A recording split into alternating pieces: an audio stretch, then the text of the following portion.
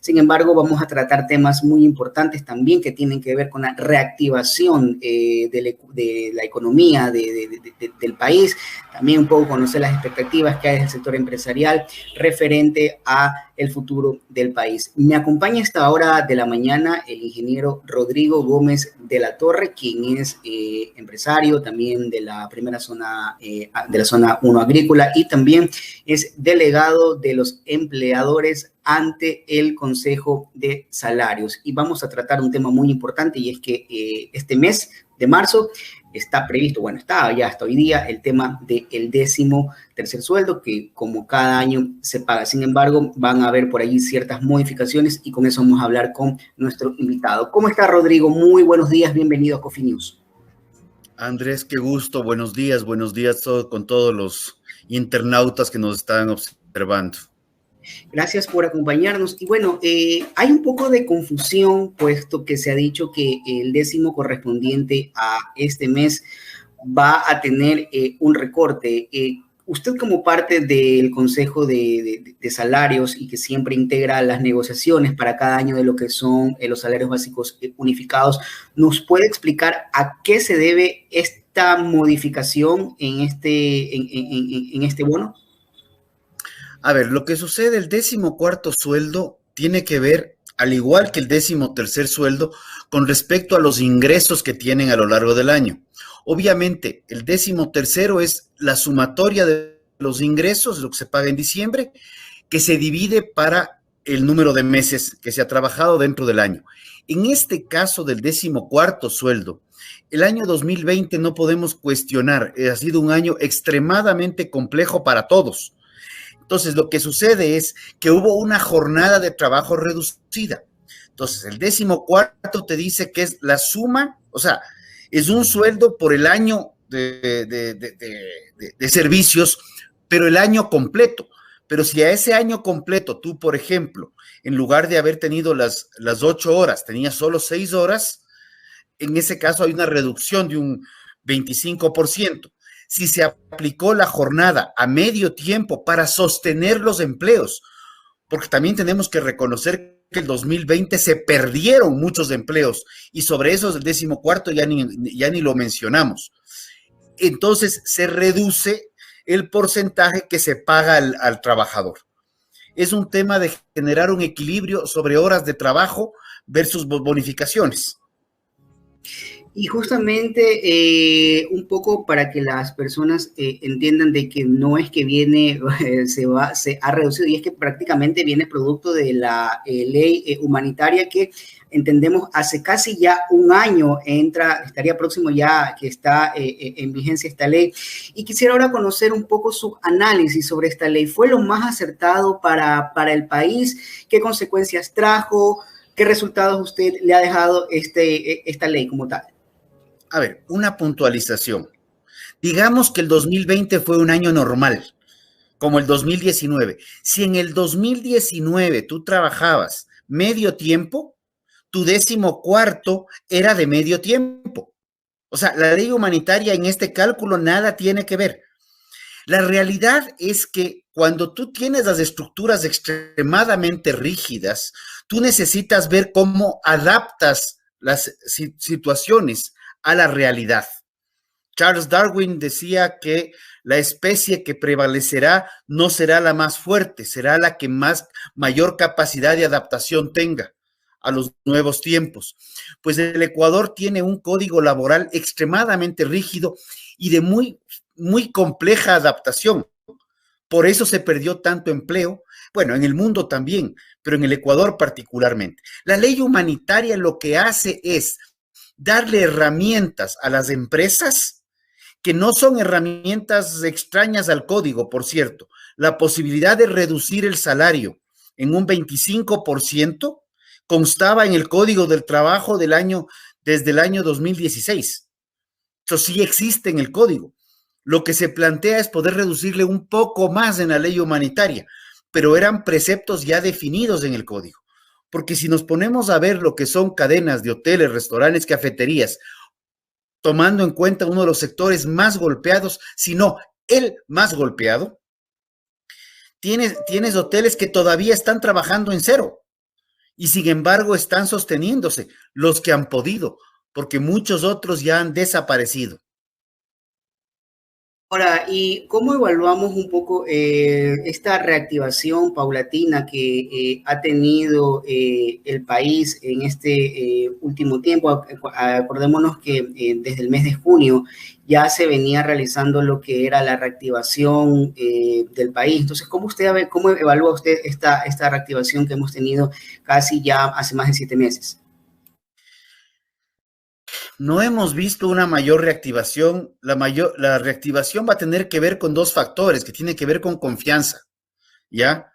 El año electoral, indistinto de que sea post pandemia o durante pandemia, no ha sido no genera certezas. Entonces, la confianza es la que atrae la inversión trae la producción y la producción trae el empleo. Todavía vemos muy ralentizado el proceso de reactivación económica. Eso esperamos más bien posterior a mayo, posterior al 11 de abril, cuando ya se definan las reglas, ya la gente irá tomando sus decisiones. Si quería un binomio, si quería el otro binomio, pero ahí vienen las decisiones, si invierto o no invierto. Ahora, así usted también como parte del sector empresarial, ¿cuántas plazas de empleo se perdieron producto de la pandemia y cuántas se han recuperado actualmente, estimado Rodrigo? A ver, de memoria en este instante no lo tengo, pero se perdieron alrededor de 700,000 y me parece que se han recuperado alrededor de 200. O sea, el hueco, todavía tenemos 2,600,000 personas que están con empleo pleno, pero todavía falta muchísimo por hacer. Y ojo con un detalle. Sí, tenemos la pandemia y es fácil poder decir culpa de la pandemia es todo, pero no es cierto. A diciembre del 2019, hace muchos años atrás también, correcto, así es. Exacto, a diciembre del 2019 ya se habían perdido varias centenas de miles de puestos de empleo. Y si hablamos en términos porcentuales, en diciembre del 2014, antes de la mal llamada Ley de Justicia Laboral, teníamos un 49.6% de empleo pleno. A diciembre del 2019 ya estábamos por el 38%. Que el 2020 complicó más y estamos en el 30%, es otro cantar. Más allá de los cambios que hizo el INEC de reformar. Porque el INEC también hizo reformas en la forma. Rodrigo, y desde su punto de vista, como usted también, como empresario y también como parte de la Cámara de la Zona Agrícola 1, ¿cuánto tiempo usted más o menos prevé que esta reactivación de pronto despegue de forma positiva y no a medio camino nos quedemos estancados o volvamos al punto de partida? Me estás pidiendo hacer algo muy de profeta y no soy tanto. La barba no es tan larga. A ver, ¿qué te puedo decir? El tema de la reactivación tiene que ver con varios factores. La confianza tiene que darse en el tema económico, la confianza tiene que darse en el tema de inversiones, se va a dar en el tema también de la vacunación. Y lo que tú comenzaste diciendo, mucha gente está quejándose porque la página que se anunció que se arrancaba a las 0 horas del 15, resultó que pasó a las 9 horas del 15 y la página sigue caída. Hasta hace minutos antes de entrar a la entrevista, justamente yo estoy revisando y veo que la gente quiere entrar a la página y se cae y le ponen a esperar y no pasa nada. Entendemos que la gente está preocupada, pero también yo creo que es importante ver que en un país lo que deberíamos ver es cuántos más vacunamos y no que sea casi un acto punible el que alguien se haya vacunado. Que hayan listas que deban ser públicas, que se respeten esas listas, que se justifiquen, es lo adecuado. Pero si alguien se vacunó o no se vacunó y que eso sea cuestionado, me parece un sinsentido, cuando lo que debemos hacer es vacunar lo más pronto posible a la mayor cantidad de la población. Ahora, estimado Rodrigo, hay un tema también que me gustaría abordarlo con usted y es que usted lo decía minutos antes, ¿no? Estamos a la vuelta de la esquina de lo que es una elección presidencial. ¿Qué expectativa tiene el sector empresarial del próximo gobierno? ¿Hacia dónde deben de ir esos cambios?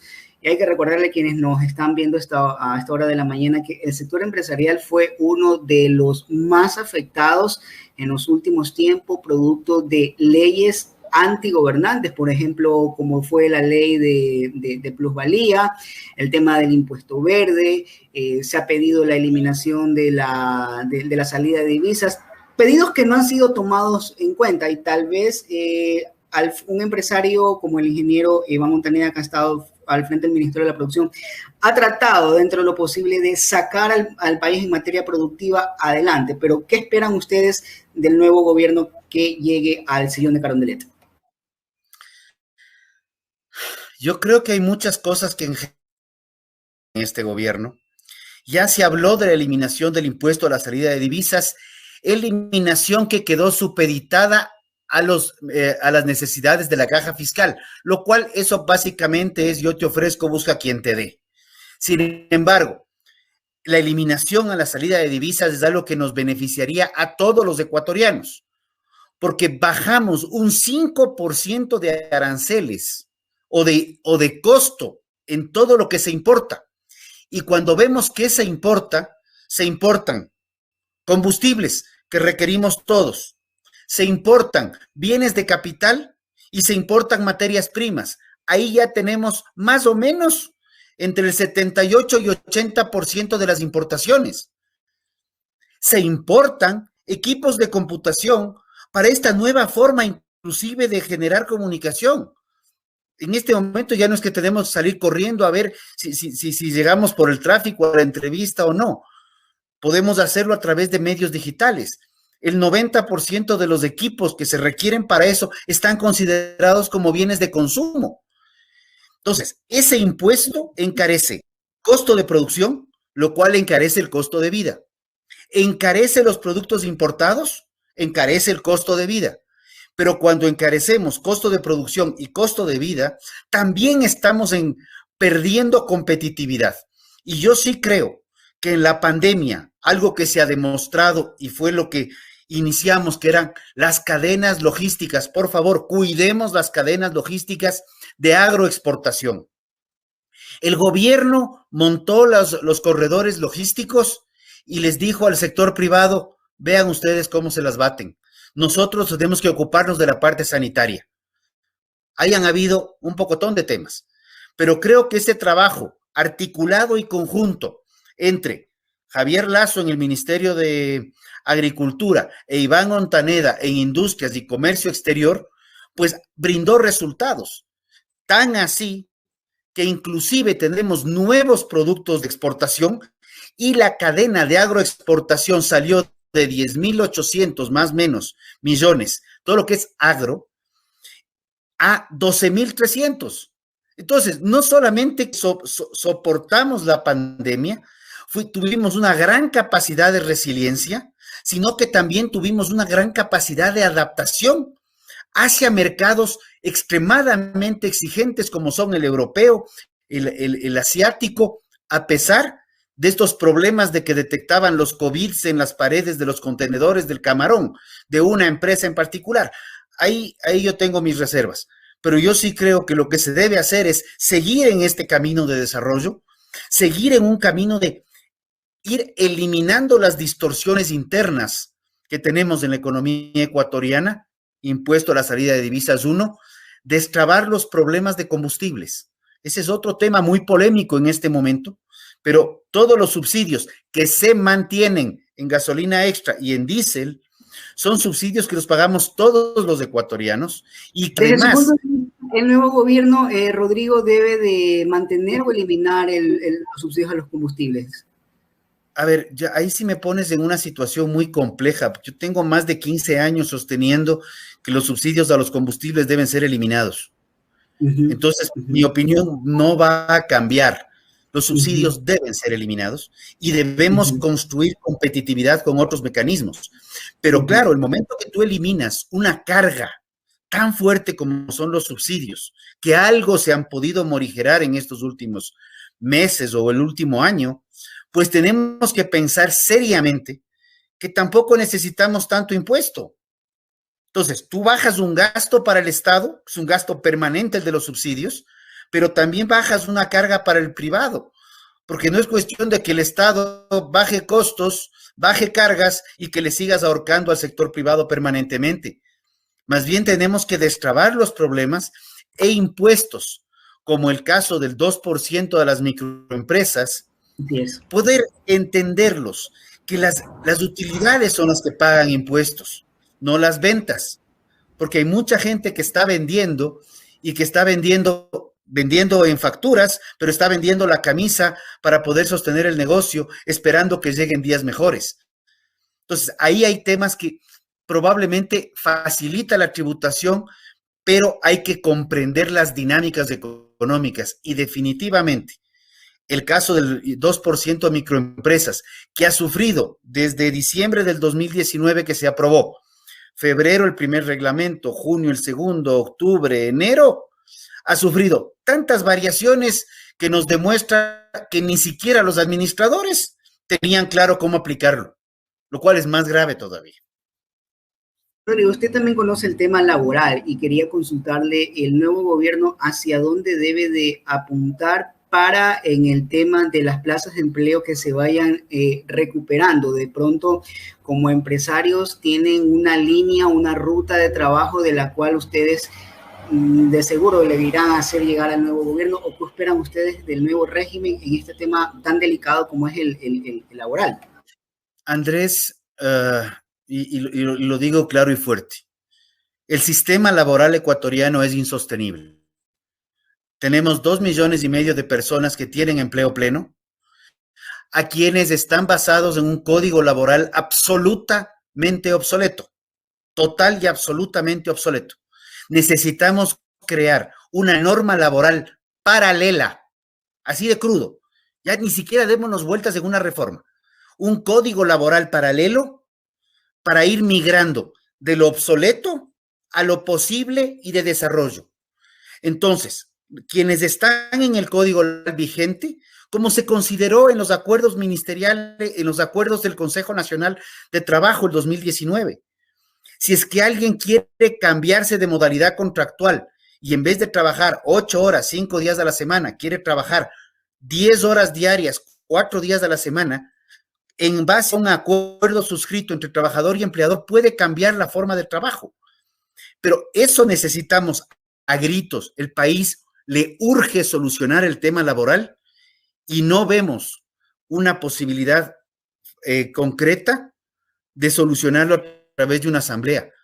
Pero necesitamos tener un régimen laboral porque hay más de 5,5 millones de personas ansiosas de poder trabajar, que uno, por las condiciones económicas no se están creando fuentes de empleo, pero dos, las poquísimas fuentes de empleo que quedan requieren de condiciones más, la palabra que busquemos que no incomode, pero que más flexibles, que sean más adaptables a los nuevos tiempos y no solamente quedarnos con una visión de la estructura laboral caduca del siglo XIX, donde sí se dieron abusos, pero tenemos que ver ahora que la defensa de derechos no solamente parte por los derechos de quienes tienen el privilegio de tener empleo, sino la defensa de derechos tiene que partir de poder entregar derechos a quienes ni siquiera los tienen. Y esa es la gran mayoría de los ecuatorianos. 7 de cada 10 personas con ganas de trabajar no tiene empleo, no tiene derechos laborales. Ahí es donde hay que trabajar. Rodrigo, y ya en la parte final de esta importante entrevista que hemos tenido con usted, donde hemos conocido importantes opiniones de su parte, desde la parte empresarial, quería conocer su evaluación al gobierno que ya está próximo a salir. ¿En qué acertó y en qué le queda debiendo al país?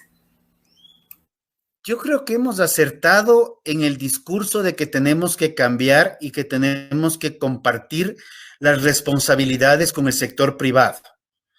¿En qué le queda pendiente? En la reforma de muchas leyes, que cuando lo pudo hacer, pudo haberlo planteado. Como digo, diciembre de 2018, reforma tributaria, se habló de la eliminación progresiva del impuesto a la salida de divisas. Esa debió haber quedado clara. Elimínese progresivamente el impuesto a la salida de divisas a partir de aquí a un año para ir acomodando la caja fiscal y se eliminará a una tasa de tanto por ciento anual. No dejemos abiertas a las ambigüedades. Corrijamos. ¿Qué le debe? Le debe que los acuerdos del 2019 en materia laboral nunca subieron a la Asamblea. Creo que hay muchas deudas, pero creo que también la pandemia no ayudó, definitivamente. En pandemia se dieron dos eventos ajenos a la pandemia, el uno no tanto, que fue un precio negativo de petróleo histórico en la historia de la humanidad, y el otro, que cuando esto pasó, se nos fueron los dos oleoductos por un tema geofísico. O sea, no quiero, casi digo algo que no, que mejor me muerdo la lengua, pero que eran frases de un exmandatario. Pero la realidad es que sí se han visto temas complejos, pero también creo que entregarle la responsabilidad al privado tiene que ver con un destrabar los problemas del privado. No es solamente pararse en un micrófono y decir, es que el sector privado tiene que hacerse cargo de, pero yo no le doy las herramientas, o los problemas que tiene el privado se los refuerzo. Laboral, tributario, tramitológico, y el tema crediticio, que mucho tiene que ver con confianza, porque ese es el costo del dinero, no solo interno, sino también hacia afuera. Y un sector, el sector empresarial, al cual durante los últimos más de 10 años le han metido la mano, si no ha sido por un bolsillo, ha sido por el otro, pero de alguna forma u otra han querido desangrar a este importante motor que tiene la economía del país y no cogen sus pedidos. Esperamos días mejores para el país. Le agradecemos a Rodrigo Gómez de la Torre, quien nos ha acompañado esta mañana aquí en Coffee News. Gracias, Rodrigo. Gracias a ti. Un abrazo.